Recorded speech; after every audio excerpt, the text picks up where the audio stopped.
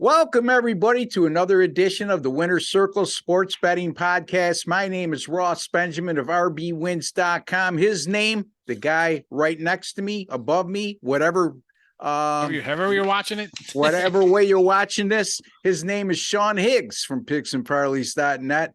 Sean's one of the finest handicappers in the world today. And like everybody on this channel, we do this professionally. We do it full time.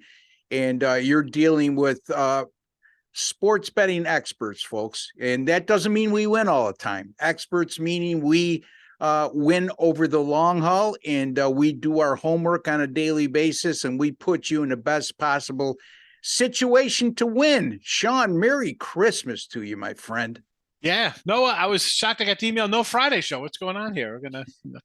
I was ready to go. I'll be live on Christmas Eve or Christmas Day. I don't care. We're going. There's games. I got family coming in from out of town, and I'm hosting these shows 5 times a week, multiple times a day, and on top of the fact I'm on other channels as well as a guest. So I know it's promised the wife I'll cut it off Thursday this week, and then we'll resume 5 days a week again starting next week.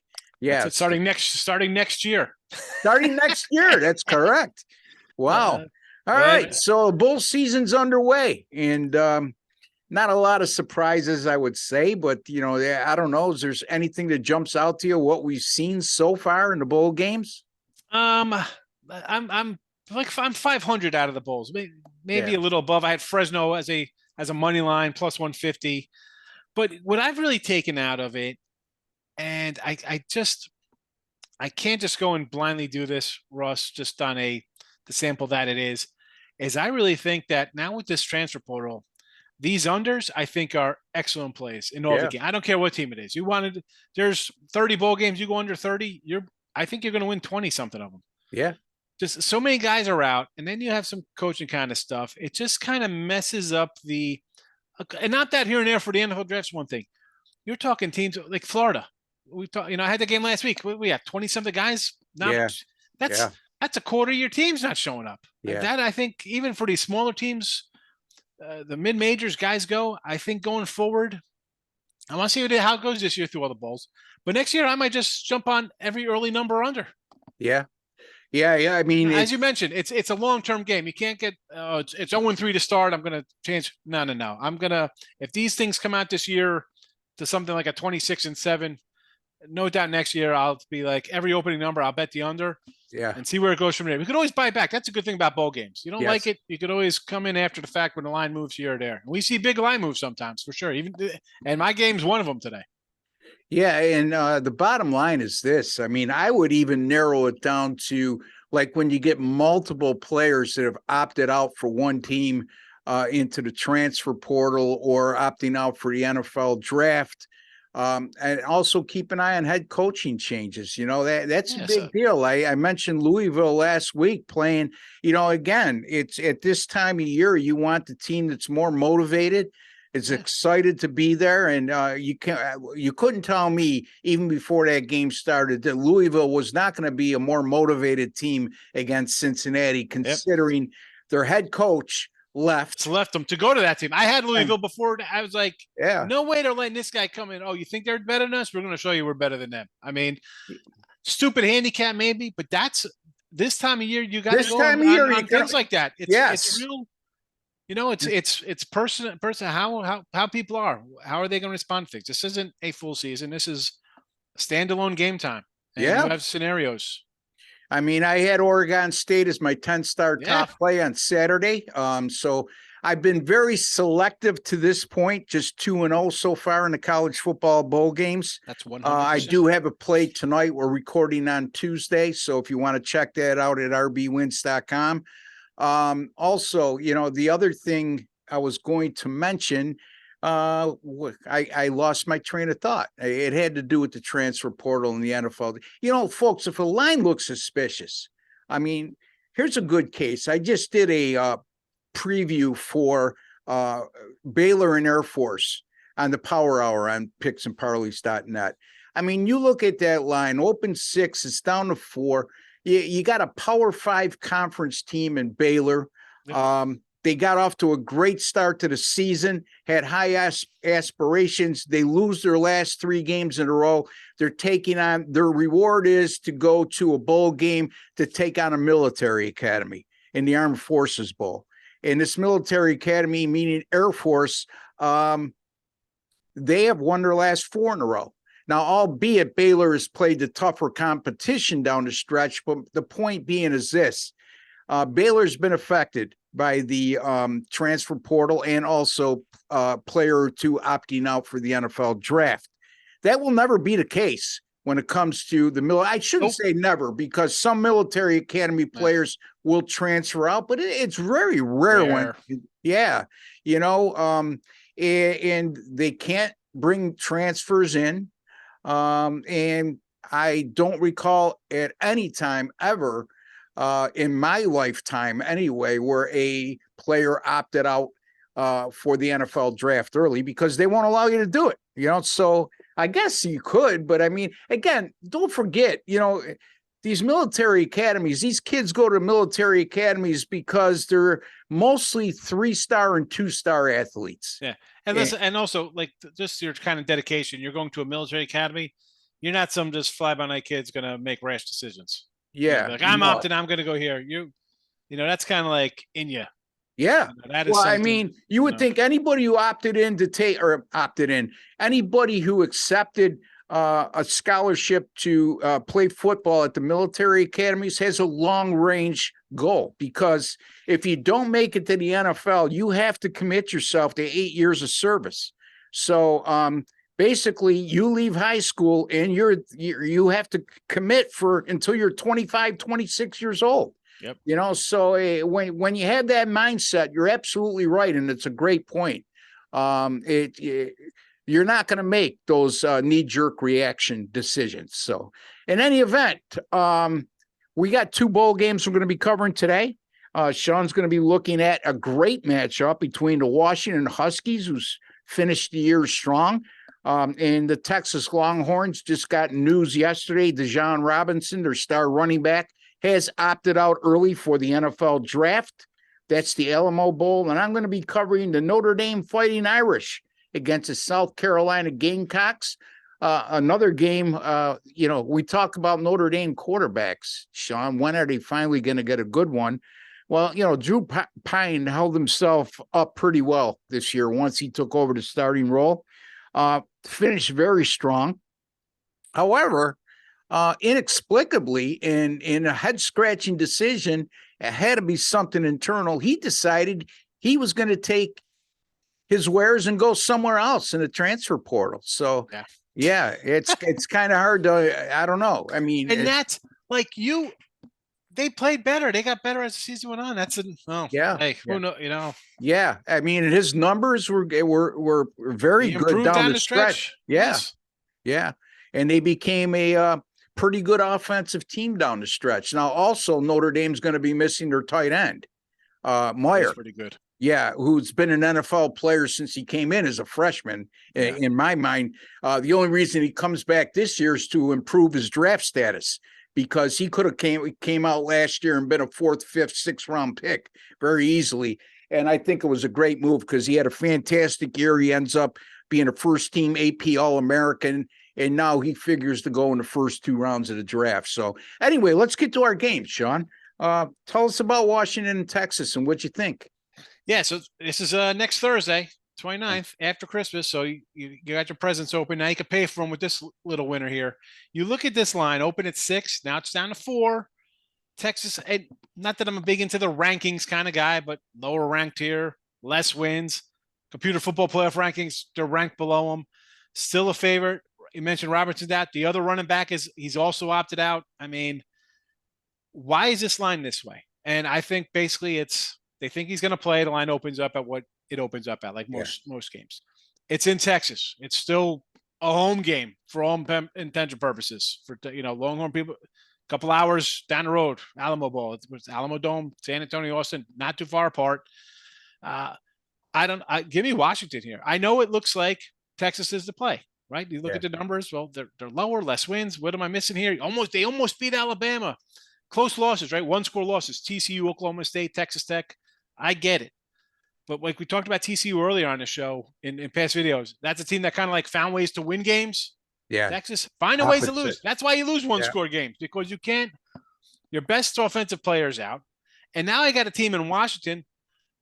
And this is what I said about like Fresno the other day playing the team. You are playing a big brother, little brother. Pac-12, you're considered stepchildren in college football. Here comes, it's Texas. I know they're not SEC yet, but still Texas and Big 12. It is still considered an elite program. Right.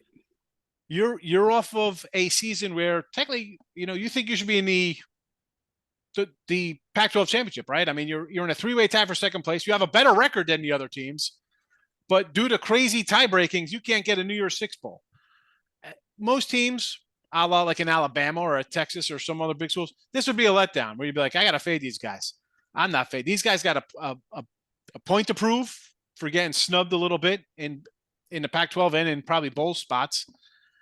You got a guy in Penix who's healthy. Yeah. He's never been in a bowl. Like this for me is, again, you look at the line, you're like, wow, Texas should be the play, right? Lower wins, less wins, rankings, the whole king caboodle. But no, man. This is Washington outright. I got them at 6. I got some money line at that price. I know it's down here to 4. I don't care. I'm Washington outright. I don't even care about the points. I don't see Texas winning. Really. Yeah. They're not slow. I mean, 67, that's a big number, which I think will probably come down a little bit without Texas running backs. But maybe, listen, I'm not a big Sark guy. He finds ways to lose with more. Yeah. So I'm not expecting the offense to come out and chuck all over the place. If it does, I don't mind. That means I got Penix on the field more. That's more opportunity for me to put up a 45 spot. So let's go. Penix. Yeah. And Penix energy tonight or Thursday night. And the point you made about Sarkisian, since he got there, I don't have the record in one score games, but I believe they're on the losing side of that. Yeah. So if this game goes down to the wire, you got to like Washington's chances. Michael Penix.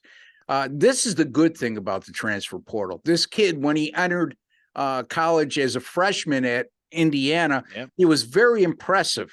Then Indiana had high expectations in their sophomore year, and he just had a horrific year.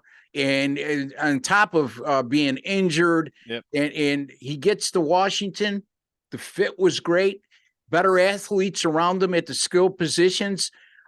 Comfortable in the offensive scheme, and he's really thrived as Washington's quarterback this year. So, man, oh man, I like this play. I like what Sean, where he's going with that. Washington, he likes plus the 4 over Texas in the Alamo Bowl.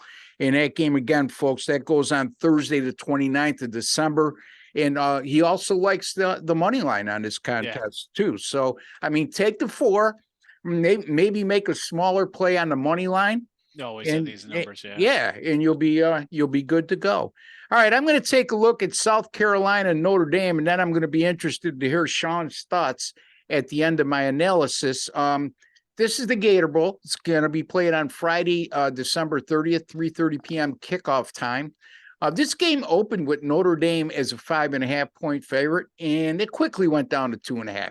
And as we discussed on numerous occasions over the last couple of weeks, some with Sean, some with the other handicappers, when you see a line move like this at bowl time, with the conditions we currently live in, with the transfer portal and the early opt-outs for the NFL draft, you can't assume it's a money line move. And this is not a line movement that's dictated by money.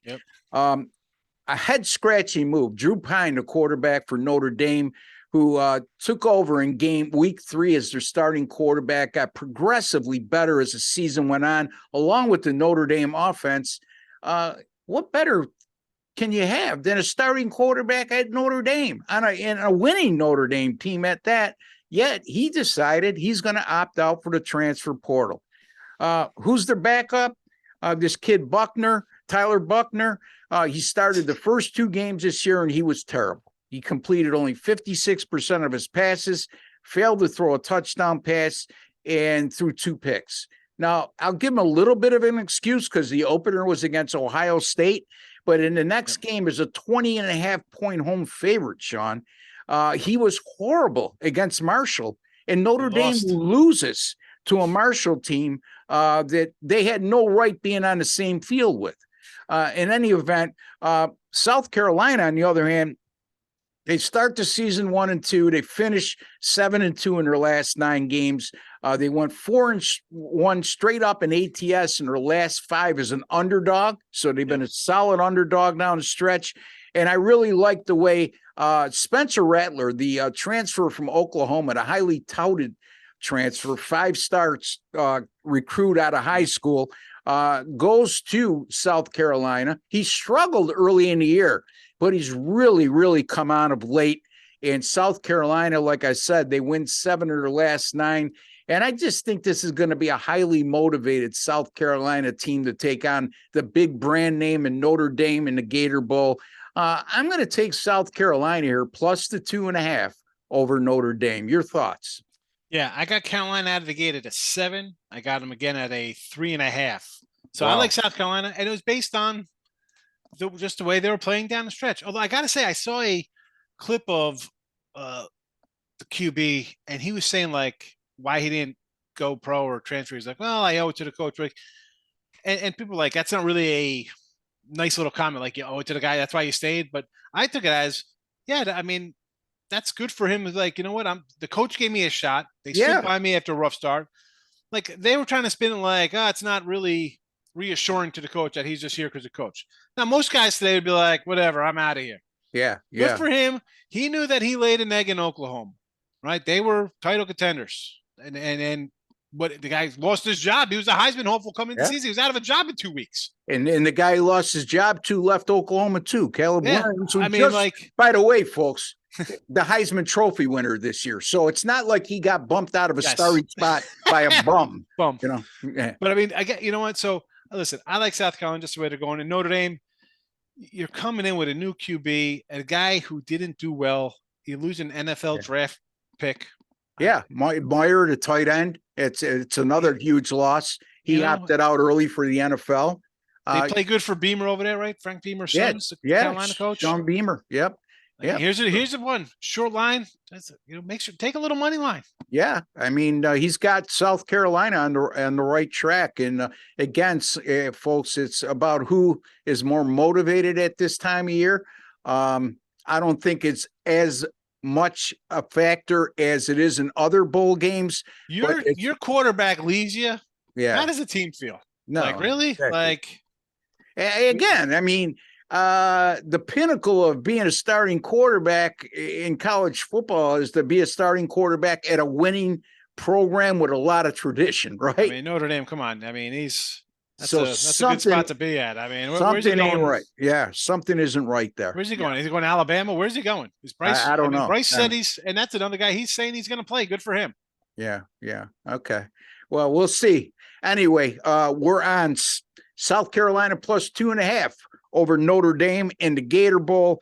And Sean Higgs, he likes the Washington Huskies plus the 4 over Texas in the Alamo Bowl being played in San Antonio. And I agree with him on that too. So let's get her going, guys. Let's start making some money here during bowl season. Again, you could find Sean over at picksandparleys.net. He's got a great podcast himself. He does on a daily basis called the Mid-Morning Money. Midday Money. Yeah, I one of these days I'll get that right. It's a great podcast. How's that? And you can find it right at the homepage at picksandparleys.net and also at Picks and Parleys YouTube channel and soon to be aired on the Believe Network. Yeah, so, it's on the Believe. So you got it on iHeart and it is on now. iTunes, Spotify, Amazon Music, it's everywhere. It's So again, fill the folks in on how you've been doing of late and what you got coming up this weekend. Yeah. So again, you can find it, Midday Money is a little free pick show I do, much like, Ross does videos. Yeah, I do that. So that's every day, 12 noon. And right now we got bowls. I got about a dozen bowls left coming up, posted, on the site. College basketball every day. Got a couple winners today. It looks like I'm going to get a Wolford plus 14 out right here early in Toledo. So I like a lot of college basketball. A lot of games, but last I checked, I was number 1 in money, college hoops, having a good season. And NFL, me and Ross both, two different ways that I attack it like I'm mauling an animal in the wild. It's a free-for-all. Ross a little more selective, but I'm having. It's rare. I don't like to talk about it. You're like in the zone. I'm like throwing a no hitter there. And Ross, I got to tell you, I fired on 13 games already. Like this weekend, Saturday, Sunday, coming into this week, and a lot of the totals all moved in my favor. I got some great. Again, who cares if it what the number is if it doesn't get there? But as of last week, you were 64% in the NFL. Still the same. Still the same. Okay, there, so 64%, folks, and the average is about 10 NFL picks a week, somewhere in that area. Yeah. So about 10, not only you're winning at a high percentage, but you're making a ton of money. And that shows you the quality of handicapper that Sean Higgs is. He does the same thing in college basketball. And if he can hit 56, 57%, he's going to make you a ton of money. Money management is the key when you deal with Sean, and he'll tell you that right up front. I'll tell you, listen, this last 2 weeks, it's been 4 and 5 days college basketball. Like we're just kind of muddling along. 3-0 sweep, then you go 2 and 3. So you hit ruts like that, but that's going to be anybody. If they tell you no, listen, Ross, these people don't understand 54%, 55%. That is, winning. You win. I don't. Yeah.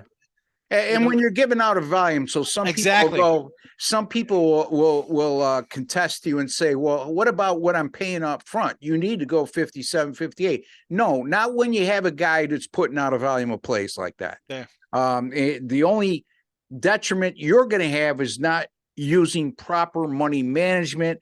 And if you do that from the get-go, you're going to make a lot of money with Sean. And you're also going to make a lot of money with me. I've been in the top 10 in the NFL all season long on every leaderboard, on every site that I post at. And you can get my NFL picks right at my site. That's rbwins.com. I did have a losing week last week. I went 3-4. First losing week in the last 5. But, I'm going to tough one last week. I didn't like last week's card at all. Yeah, I was a tough one. I can't even complain, Sean, because I went 2-0 on Saturday, then won 1-3 on Sunday. But the games I lost, I wasn't even close. Like there's some weeks you could say I could have very easily, instead of 1-3, go 3-1. That wasn't the case. It happens. Sometimes you're just not. I'd rather have a game like that. So it's kind of like, you know what? I was just wrong. As opposed to when it's close, then it's like, here comes the box score. Like, what happened here? Like, I should have had that one. You're looking like, come on. I listen, if it's going to lose, just let it lose. So I don't have to, be upset about it. Like, I mean, you don't pay extra, right? So when these people call you and they say you suck, well, how much did you put on the game? $220 to win 200. Well, let me ask you a question. Did your bookie or sports book call you and say, look, this was terrible. You need to come up with another 100 with a pick like that? No. If you win by 50 or lose by 50, you don't get paid extra and you don't get asked for more money. So stop already. When it's close, I think like, it's a tough loss. Yeah. But how many wins do you have like that where I don't even think about them because I think the game should win either way. Like yes. Whether I 3-0, I should go 3-0 every day, no matter how many games, right? You bet them, you put them out because you think they're going to win. So when I lose a close one, it's always like psychologically you think like I almost had it, but you never think about the almost had losses. Yeah.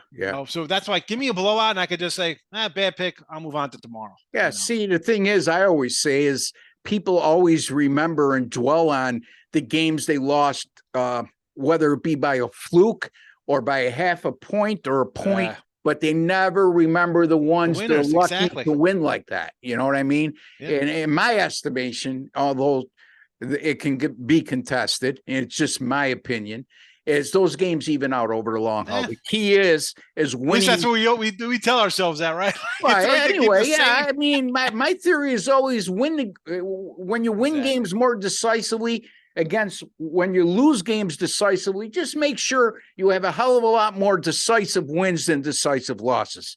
And the other ones will even out. That's the way I look at it. Listen, I say that too as well. I mean, you can't worry about it, folks. Yeah. Your rearview mirror in the car, it's tiny. The windshield's way ahead. Forget about it. It's over with. You bet it, forget it. Move on. If you want to be successful in this industry and do what me and Sean do, you have to leave your emotions out of the equation. Do we get upset once in a while when we lose the game? Sure, it's human nature.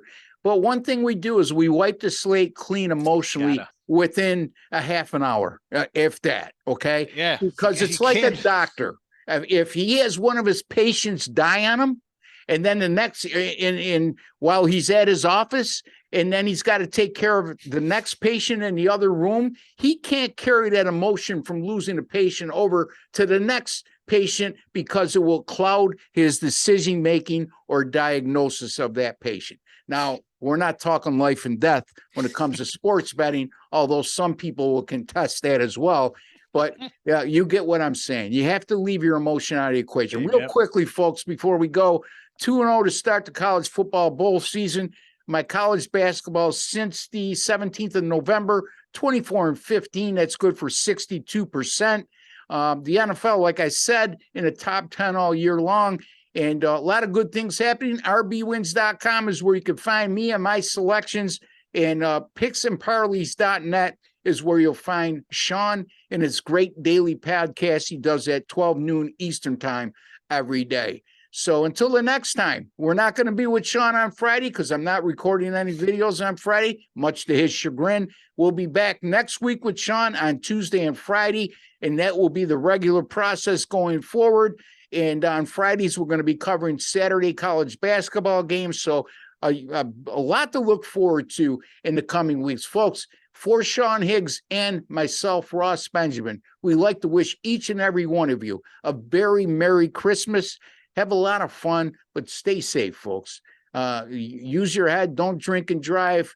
Call somebody to pick you up. And again, happy holidays to each. You got Uber now. Take an Uber. That's right. That's right. If you could afford to bet on sports, you could afford $20 on an Uber. Come on. Exactly. Anyway. All right, Sean. You have a Merry Christmas, my friend, to you and your family. Thanks. Thank you. And we'll see you next week. Until the next time, folks, take care and God bless.